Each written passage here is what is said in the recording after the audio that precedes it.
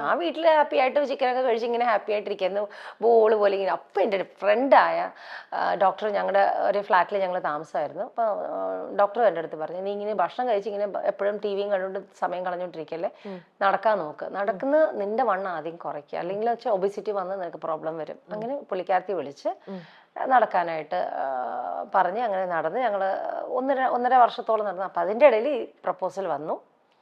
അങ്ങനെ പ്രപ്പോസൽ അന്വേഷിച്ച് വന്ന് അങ്ങനെ ആണ്. ഫസ്റ്റ് പ്രപ്പോസൽ ആയിരുന്നോ?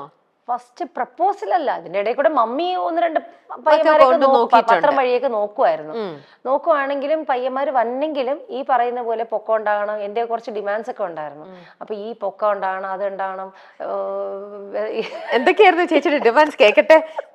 പൊക്കം ഉണ്ടാവണം, കട്ടി മീശയായിരിക്കണം, പിന്നെ ഭർത്താവിന് കട്ടി മീശയായിരിക്കണം, പിന്നെ 5 ഹോട്ടൽ ഉണ്ടാകണം. ചുമ്മാ തള്ളിയതാണ് സത്യം. ഞാൻ 5 ഹോട്ടലുള്ള വ്യക്തിനെ കണ്ട് ചിന്തിച്ചിട്ട് പോലും, ഇദ്ദേഹത്തിനെ ആലോചിച്ചിട്ട് പോലും ഇല്ല.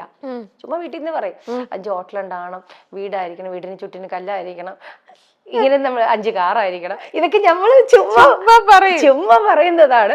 പക്ഷെ ഇതെല്ലാം ദൈവം കേട്ട്, അതെ, യൂണിവേഴ്സ് ഇത് കേട്ട് അതെ ദൈവം കൊണ്ടുവന്ന് തന്നു. അങ്ങനെ തന്നെയുള്ള ഒരാള്.